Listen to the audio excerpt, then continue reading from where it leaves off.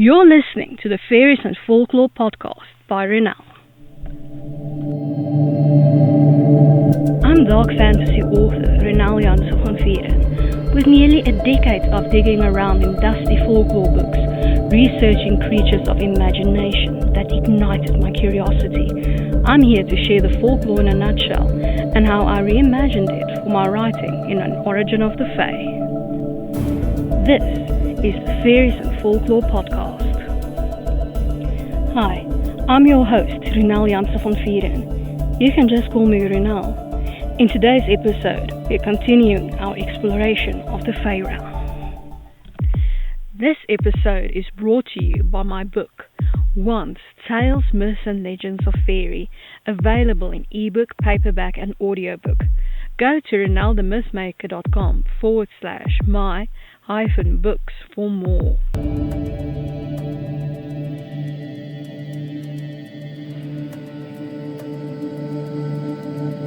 We are continuing our exploration of the power players of Faerie. Today's Faerie, Ankou. Folklore in a nutshell by Ronel.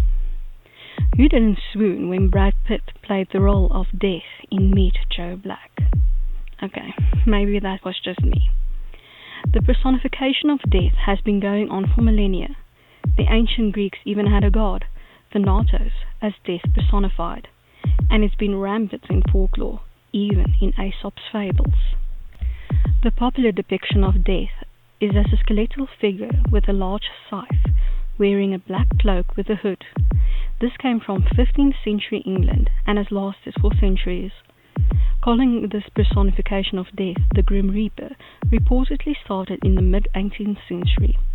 The Grim Reaper is widely used to symbolize death and fear of the unknown. In most mythologies, death comes to collect people he/she marked for death, and these people try to bribe or trick death. Sometimes, though, death is only there to escort the dying to the next world. Death never judges the dead, only escorts them to where they need to go. There are many death omens in cultures across the world. Pictures falling off the wall, the cry of the banshee, a black cat meowing at midnight, bees swarming a house, birds flying into the house, bats entering and then escaping the house, a dog scratching the floor, a mouse running over your foot, and even dreaming of a white horse, all foretells misfortune and death. That means I'm writing this post from the other side of the veil, because all of the above has happened to me in the last decade. The banshee might have been me when Callum almost bit my finger off when he was 8 weeks old. All of this leads us to Ankou. He is said to be a spectral figure in Breton folklore, the counterpart to the Greek Thanatos. Sometimes he is the spirit of the last person who died in the community.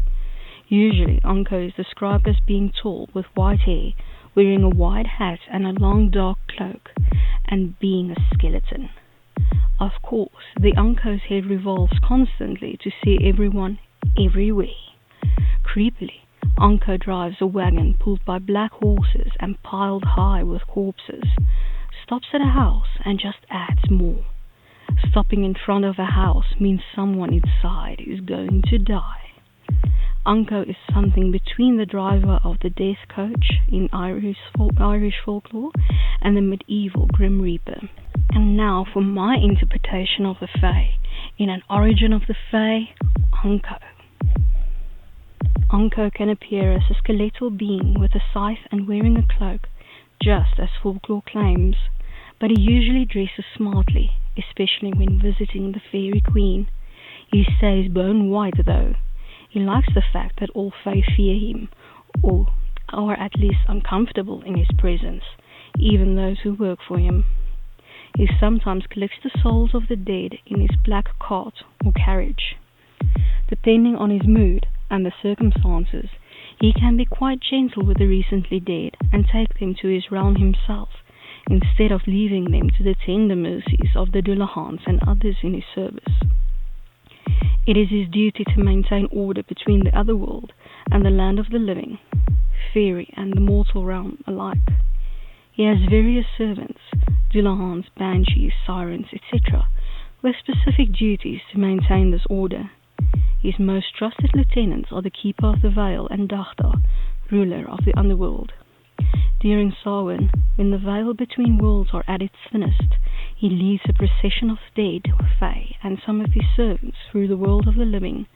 When they come across living beings, they are to be appeased with baked goods or dessert, or they will play cruel tricks on the individual. That is why it is best to stay indoors, hidden in the dark, during Samhain, lest you attract the attention of Ankou and his subjects. I hope that you've enjoyed this episode of the Faeries and Folklore podcast, and that you've learned something new about Faerie. Remember that you can get a transcript of this episode in the description. If you're new to the podcast, why not go and grab your free copy of Unseen, the second book in the fairy tale series, on my website, ronelthemythmaker.com. Loads of folklore, magic, and danger await. Take care.